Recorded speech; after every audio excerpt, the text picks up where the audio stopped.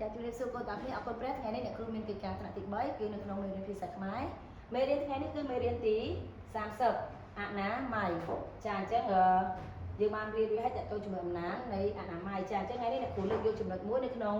មេរៀនរបស់យើងគឺចំណុចខចា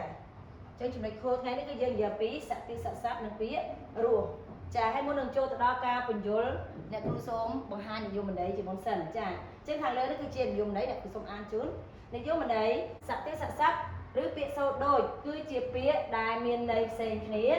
តែមានសូរដូចគ្នាចាចឹងឥឡូវកូនមើលលំហាត់របស់អ្នកគ្រូខាងក្រោមនេះចាអញ្ចឹងអ្នកគ្រូមានពាក្យចំនួន2ពាក្យទី1យើងអានថារស់រនិងសបន្តមួយរស់ហើយពាក្យខាងក្រោមនេះរនិងសក៏យើងអានថារស់ដូចគ្នាចាអញ្ចឹងយើងមើលពីពាក្យនេះវាមានសូរដូចគ្នាគប់ខាងលើអានថារស់ខាងក្រោមអានថារស់ចាអញ្ចឹងយើងមើលថាពាក្យនេះគឺមានសូរដូចចាសូរដូចគ្នា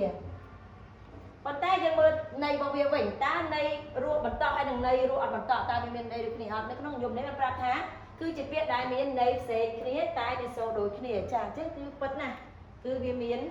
ចាន័យផ្សេងគ្នាអញ្ចឹងរស់ខាងលើនេះរស់នឹងសបន្តចាយើងអានថារស់ឆ្នាក់ពាក្យជាគុណកិរិយានៅមានជីវិតចាអញ្ចឹងឧទាហរណ៍ដូចជានៅក្នុងសួនឯដែរដែលព្រះបានបង្កើតណាគុណចាព្រះអង្គបានបង្កើតសត្វគ្រប់ប្រភេទហើលូនវា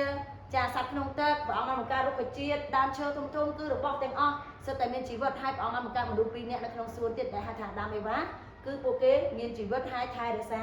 របស់របរទាំងអស់ដែលព្រះបង្កើតនៅក្នុងសួននឹងឯងចាអញ្ចឹងរស់ខាងក្រៅវិញរនិងសចាយើងអានថារស់ថ្នាក់ពាក្យជានាមរស់ជាតិអាហាររស់ជាតិនំចំដីចាចឹងរសជាតិអាហារចាអញ្ចឹងអាហារដែលយើងញ៉ាំរាល់ថ្ងៃហ្នឹងកូនសម្លដែលយើងញ៉ាំជាប្រចាំមកមានសម្លម្ជូរមានរសជាតិជូរចាផ្សេងទៀតដូចជាឆាមានរសជាតិផ្អែមទៅសម្លខ្លះមានរសជាតិរៀងល្វីដូចជាស្ងោរម្រះអញ្ចឹងទៅចាអញ្ចឹងគឺរសជាតិអាហារ